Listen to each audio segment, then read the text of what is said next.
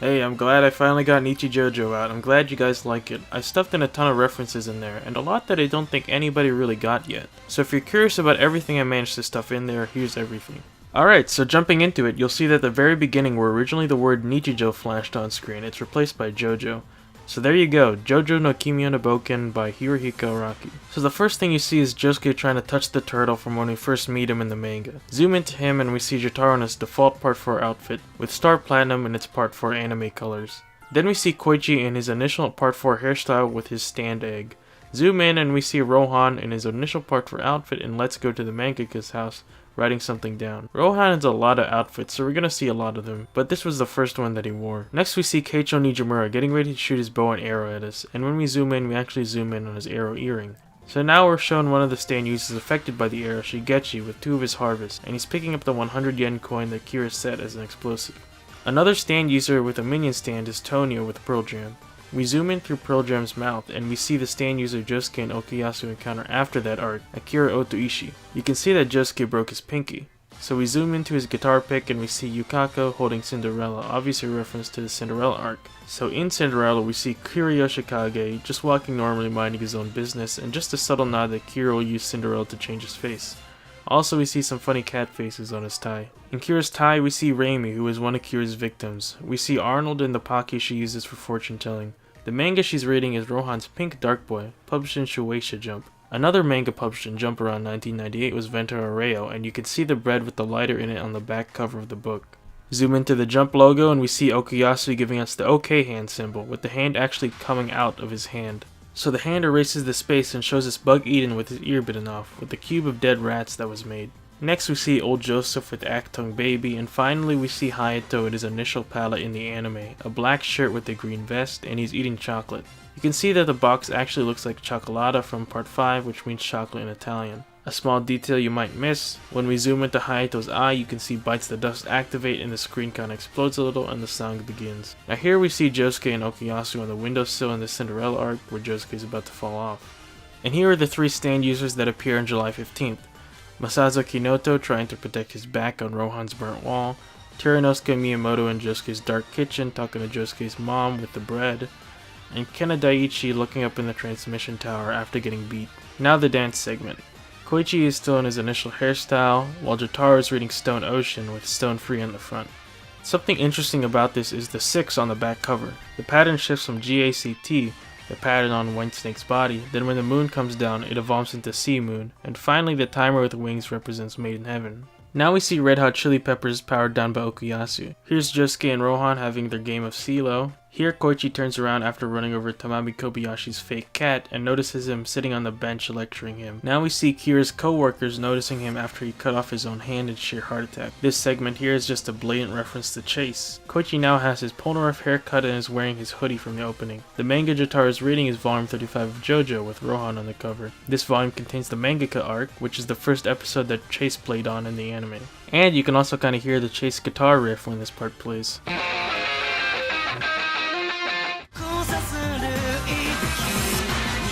Next we see Josuke passing by the Angelo Rock. Here's just a look into their classroom. We can see the 3 main characters' faces, Josuke, Okuyasu, and Koichi. 3 stand users aren't facing the camera. Yukako is passing by Koichi, Hazamada is about to pass by Josuke, and Mikitaka is just reading a book about aliens. Their bags are all different colors and based on different occurrences of them.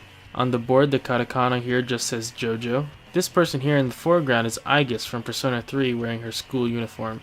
I decided to include her here because Persona is famously inspired by JoJo, and who doesn't like Aigis? Next is a shot of Jotaro looking up from his book, which is the first JoJonium for Part 3, including him on the front cover and Star Platinum on the back cover. Here we see Josuke and Jotaro after defeating the rats. Jotaro is wearing his outfit from the arc, and you can see his pink flesh. And obviously Koichi pose had to make its way here. This is just a shot of Yukako visiting Ayasuji's salon. And here's Harvest, noticing Kira peeking out of a tree when Shigechi takes the wrong sandwich bag. Here's just an establishing shot of Morio with the JoJo Diamond is Unbreakable logo, then another establishing shot of the Kawajiri household. At the house you can see Shinobu wearing her outfit in the Stray Cat arc, hanging some laundry, with Kosaku Kawajiri's black suit hanging there too. Stray Cat can be seen here in the foreground. The cat that appears here is supposed to be the stray cat that Shinobu lets in at the end of Adam Heartfather, but I also decided to reference Morgana from Persona 5 since the breeds look the same and the original cat was wearing a bandana too, so... Then here's Hayato in a different palette than before, this time in his stray cat arc palette. There's not much here, but things are gonna get a bit reference dense from here. This is the attic that Kira keeps Stray Cat hidden in, with the window open, which causes Stray Cat to wake up. If you look closely, you can see Shinobi has one of her shoes off with the big toe censored, a reference to what happens during the Stray Cat fight. Next we see Shinobu in front of a heart in the sky. This heart was actually taken from Hayato's inner thoughts in the anime when he beat Kira's Bite the Dust. 6 arrows coming out of a photograph are shown here, referencing the 6 stand users that Kira's father affected with the arrow. Zooming out, we can see Hayato viewing her through one of the cameras he set up. You can see Kosaku Kawajiri's name written out multiple times, which is one of the things that tipped Hayato off that something bizarre was going on.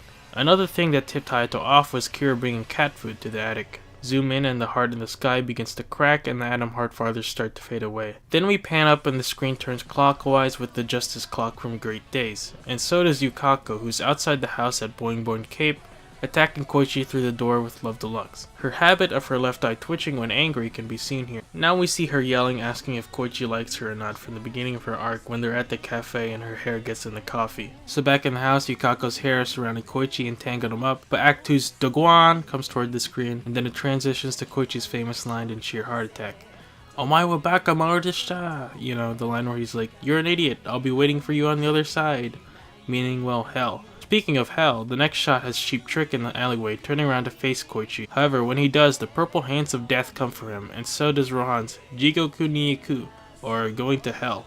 Now another shot from Cheap Trick, Rohan is picking up Masazo's shrunken body from the hole in his house. Now this shot is very reference dense. Starting from the right, you can see that Josuke has posters for his alternate self in part 8, Prince, who his design is based off of, and Pink Floyd, which is referenced in his stand name, Crazy Diamond, and also Koichi's stand name, Echoes. Then over to the calendar, you can see it shows the month of July. Count the number of red X's on the calendar, you can see the day is July 15th, Thursday. And you can see Stray Cat's second form on the calendar because this is when he started to look like that. The books on Josuke's desk just reference his default outfit, and the pictures on the wall are of him with his mom and grandpa. Starting from the top left on the shelf, Josuke has 4 Jojoniums, 1 for part 1, 1 for part 2, and 2 for part 3. Now we see 2 of the more well-known part 3 figures, the Shadow Dio and Whole Horse statue legends. And just as a quick reference to Fist of the North Star, which Araki was inspired by, we see a Kenshiro statue by Prime 1 Studio, which is a very expensive figure. Don't ask me how Josuke afforded it. Here we see all the part 4 manga spine illustrations, some part 5 ones and some part 7 ones. As a very kinda hard to spot subtle King Crimson reference, we see right behind Okuyasu the spine illustrations of King Crimson and Diavolo,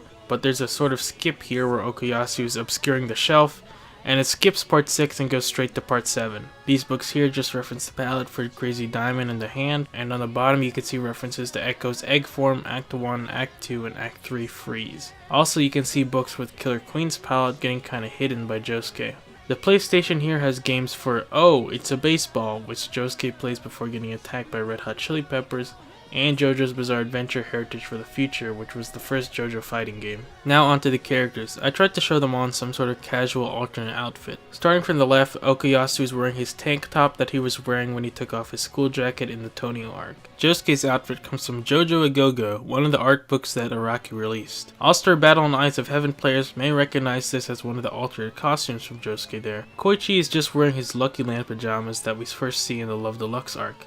And you know I couldn't not reference Lucky Land. Here Kira is in his Bites the Dust look shouting out his name, and Rohan figures it out from Hayato. But he also figures out that Kishibe Rohan was also killed. His final words are, "Koichi-kun," before Bites the Dust comes out of his eye. Both Hayato and Rohan are wearing their alternate outfits from the arc. Now here's Yuya Fungami in his hospital attire, about to get beat up by Crazy Diamond. So here's Raimi in the alleyway, holding Under Execution under Jailbreak, which has Dead Man's Questions, a spin-off short story about Kira in the afterlife. Speaking of Kira, the next shot has him in the school chasing after Shigechi when a bunch of harvests come out. Also, you can see Diamond Record Shigechi pop up in the bottom right corner. Next is a shot of Rohan's editor from Thus Spoke Kishibe Rohan Mutsukabe Hill, looking at the style art book. In the OVA, Rohan was reading this outside of the cafe and his editor didn't recognize it. Also, he's in his outfit from the OVA. Just some basic shots of Jotaro, Josuke, and Koichi. Here we see Koichi finally has his Super Saiyan Saiyan here. If you notice, he's evolved throughout the opening. First time we see these three together, he has his initial hair,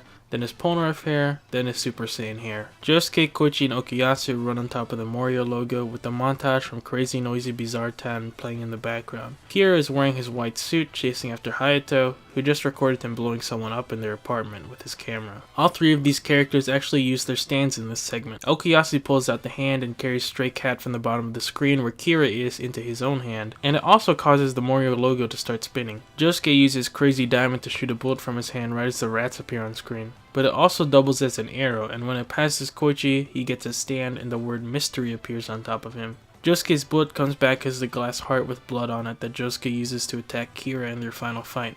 As we zoom into Morio, the glass heart covers the screen to transition to clouds, zooming into Morio more, and then it transitions to the final segment. Now Josuke is holding the pink glove that he used to capture Aqua Necklace, and he's also leaning on his maroon couch. And if you'll notice, you'll see that the art style has changed from the beginning of this video to the end. This is actually because it took so long to complete the video that the art style just changed. But I'll just call it a reference to how the art style changes from the beginning to end of part 4. Zoom into his mouth and now we see part 6 Jotaro next to a table in the meeting room of Green Dolphin Street Prison. Apparently there's a meme among Spanish speakers about Jolene Chiquita.